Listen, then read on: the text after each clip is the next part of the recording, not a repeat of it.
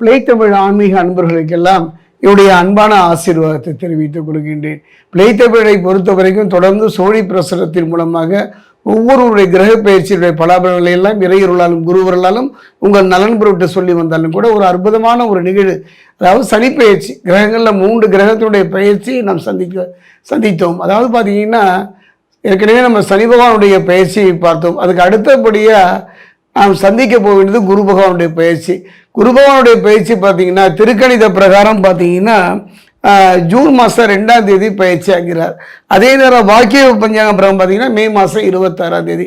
இடைவெளி குறுகியாக இருந்தாலும் கூட இந்த பயிற்சி ஒரு அற்புதமான ஒரு மாற்றத்தை தருமானா கண்டிப்பாக தரும். சொல்லியிருக்காங்க இல்லையா பெரியவங்க, குருவின் பார்வை கோடி புண்ணியம் தரும், குரு பார்க்க கோடி பாவம் தீரும்.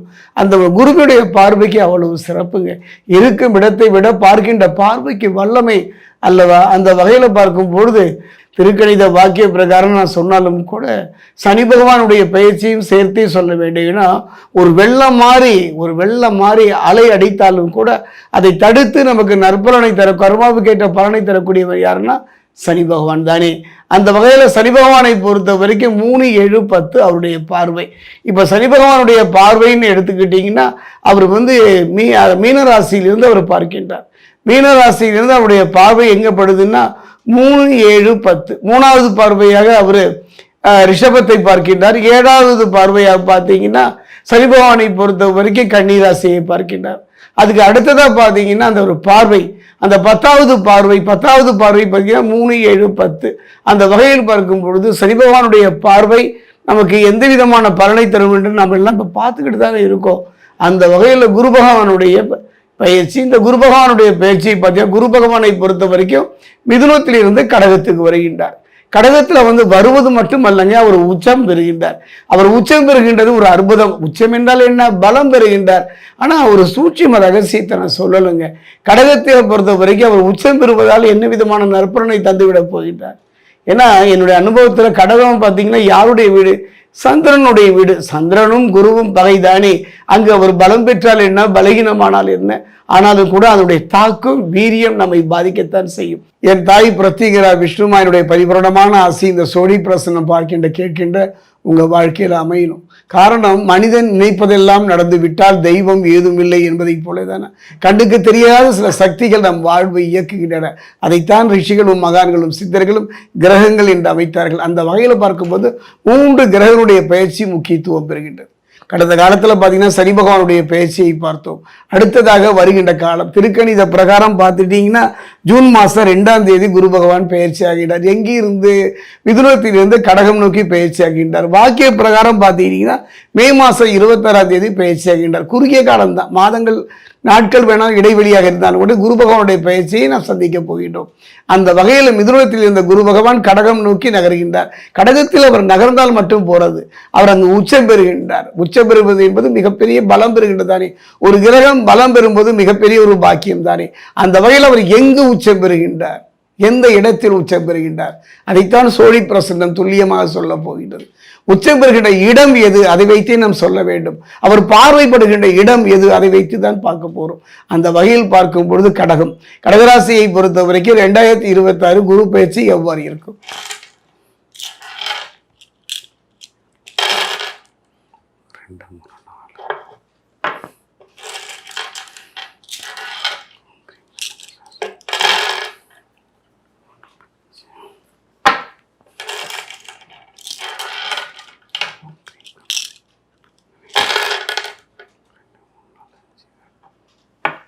கடகராசி அன்பர்களே, ஒரு அருமையான சந்தர்ப்பம். அடடா, நம்ம இடத்துக்கு குரு வந்து விட்டாரே, இனி இழந்ததை திரும்ப பெற்று விடுவோம். இழந்த தேக பலம், தெய்வ பலம், மனோபலம் என்று சொல்லக்கூடிய 3 பலமும் நம்மை நோக்கி நகர்ந்து விடும் என்றெல்லாம் கற்பனை கோட்டைகள் கட்டிவிட வேண்டாம். காரணம் இருக்கின்றது. குருவை பொறுத்தவரை பார்க்கின்ற பார்வைக்கு தான் பலமையுடைய இருக்கின்ற இடத்திற்கு இல்லை. அது மட்டும் கிடையாது. இந்த குரு பகவானை பொறுத்த வரைக்கும் மிதுனத்திலிருந்து கடகத்தை நோக்கி வந்திருக்கின்றார். கடகராசியை பொறுத்த வரைக்கும் அது யாருடைய இடம் என்று பார்க்க வேண்டும். அந்த இடம் யாரு இதுன்னு பார்த்தீங்கன்னா சந்திரன் மனோகாரகன் இடத்தில் குரு பகவான் உச்சம் பெறுவது அவ்வளவு சிறப்பு தான். ஆனாலும் கூட ஒரு நல்ல ஒரு கவனமாக இருக்கணும். காரணம் மனநிலை இப்போ இருக்கிற ஒரு மனசு அப்புறம் இருக்காது. ஒரு தெளிவான ஒரு முடிவு, ஒரு திடமான ஒரு முடிவு, எடுத்த காரியத்தில் எடுத்து வைக்கின்ற அடியில் தயக்கமும் சந்தேகமும் தோண்டிக் கொண்டே இருக்கும். ஆன்மீகமாக இருந்தாலும் சரி, அரசியலாக இருந்தாலும் சரி, பொது வாழ்க்கையாக இருந்தாலும் சரி, மனம் சஞ்சலப்படக்கூடிய ஒரு சூழ்நிலை அமைந்திருக்கும். அதே நேரம் மிக கவனமாக இருக்கக்கூடிய ஒரு காலகட்டம். அதே நேரத்தில் பார்த்தீங்கன்னா அந்த கடகராசியை பொறுத்த வரைக்கும் குரு பகவான் வருகின்ற அந்த இடம் பாக்கிய ஸ்தானம்னு சொல்லுவாங்க. அதே நேரத்தில் தாய் ஸ்தானம்னு சொல்லுவாங்க. தாயின் உடல்நிலையில் மிக கவனமாக இருக்கவங்களும், தாயும் மட்டும் கிடையாது, மனைவி கணவன் மனைவிக்கு உறவுக்குள்ள சின்ன சின்ன கருத்து வேறுபாடுகள் வந்தும் மறையும். கவலையே பட வேண்டாம், இருக்கின்ற இடம்தானே. அவருடைய குருவுடைய பார்வை இல்லையே என்றெல்லாம் கவலைப்பட வேண்டாம். எந்த காரியம் செய்தாலும், ஒரு காரியம் செய்தாலும் சரி, ஒரு தொழிலாக இருந்தாலும், வாழ்வாக இருந்தாலும், திருமணமாக இருந்தாலும், இல்லை ஏதோ ஒரு வெளிநாடு செல்லக்கூடிய ஒரு நிலையாக இருந்தாலும் கூட ஒரு முறைக்கு இருமுறை யோசித்து செயல்படுவது சிறப்பு. அதே நேரம் நான் சொன்னேன் அல்லவா, பகை வீட்டுக்கு குரு பகவான் வந்திருப்பதனால உறவினர்கள் மத்தியில் சில சில கசப்புகள் வந்து சேரும். சகோதர சக்தி மத்தியில் நீண்ட நாள் இழுத்தடித்த வம்பு வழப்புகள் தீர்வதற்கு கொஞ்சம் காலமாகும்.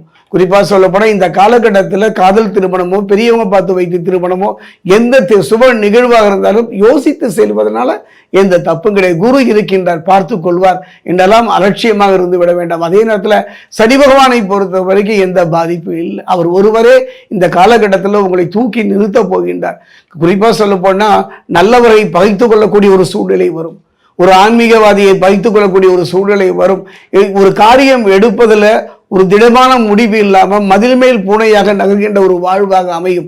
ஆக பொதுவாக சொல்ல போனால் இந்த குரு பெயர்ச்சியில் குழப்பமான ஒரு சந்தர்ப்ப சூழலை நிகழ்வதனால நிதானமாக நடையெடுத்து விட்டாலே போதும். குறிப்பாக சொல்ல போனோம்னா இந்த காலத்தில் கடகராசியை பொறுத்த வரைக்கும் அதே நேரத்தில் ஒன்றில் பார்த்தீங்கன்னா ஜென்ம குருவாக வருகின்றார். ஜென்ம குருவை பொறுத்த வரைக்கும் என்னுடைய அனுபவத்தில் இழக்கின்றது இழப்பு, மண் பெண் பொன், இந்த மூன்றையும் இழக்கின்ற ஒரு சூழ்நிலை இருப்பதனால கவனமாக இருந்து விட்டால் போதும். ஏதோ இழப்பு என்று சொல்லிவிட்டாலும் பயந்துடவே வேண்டாம். ஒரு முறைக்கு இருமுறை யோசித்து செயல்பட்டால் போதும். அதே நேரத்தில் இந்த காலகட்டத்தில் தெய்வத்தின் மீதும் பக்தி ஏற்று போகும், தெய்வத்தின் மீதும் நம்பிக்கையற்று போகும். ஏன் குருவாக இருந்து நம் வாழ்வை நடத்துகின்றவர்களுடைய பகையை சம்பாதிக்கக்கூடிய ஒரு காலகட்டமாக காலம். சேமிப்பு இந்த காலகட்டத்தில் அவசியம். ஆற்றுல போட்டாலும் அளந்து போடு என்பதை போல பார்த்திருப்பீர்கள். கிராமப்புறங்கள் எல்லாம் நெல்லோ அரிசியோ அளந்து போட வேண்டும், 2 அரிசி நெல்லை அந்த மாகாணியில் எடுத்து போடுவோம். இந்த காலகட்டத்தில் உடல்நிலையில் மிகவும் கவனமாக இருங்கள். பேசுகின்ற அந்தரங்க விஷயமாகட்டும் எதுவாகட்டும் பிறரிடம் எளிதில் பங்கெடுத்து கொள்ள வேண்டாம். இந்த காலகட்டத்தில் கொஞ்சம் கவனமாக நிதானமாக இருந்தால் போதும். காரணம் என்னன்னா ஜென்ம குரு ஆக இருப்பதனால, குறிப்பாக சொல்ல போனால் அந்த குரு பகவான் வந்து இருக்கின்ற இடம் குருவுக்கு பகைவனாக இருப்பதனால குலதெய்வம் உங்களை காத்து நிற்பது குலதெய்வமும் குரு பகவானும் தான். சாட்சிக்காரன் காலில் விழுவதை விட சண்டைக்காரன் காலில் விழுவது சிறப்பு என்பதை போல இந்த காலகட்டத்தில் நீங்கள் இறை வழிபாடு ஒன்றே காப்பாற்றும். பயந்து விட வேண்டாம், நடுங்கி விட வேண்டாம்.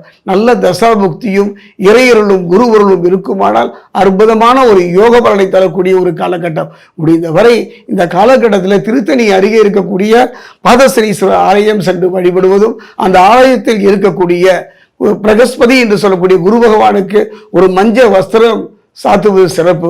சகோதர சகோதரிகள் இருந்தாங்கன்னா அவங்களுக்கு மஞ்சள் நிறத்தில் அந்த புடவையோ ஜாக்கெட் பிட்டோ வாங்கி கொடுங்க. அதே நேரத்தில் நிறைய மஞ்சள், அந்த உருட்டு மஞ்சள்னு சொல்லுவாங்க, அந்த மஞ்சள் நிறைய வாங்கி கொண்டு போய் அருகில் உள்ள அம்மன் ஆலயத்திற்கு கொடுங்க. அவ்வாறு செய்வது மிகப்பெரிய ஒரு தாக்கத்தை மாற்றத்தை ஏற்படுத்தும்.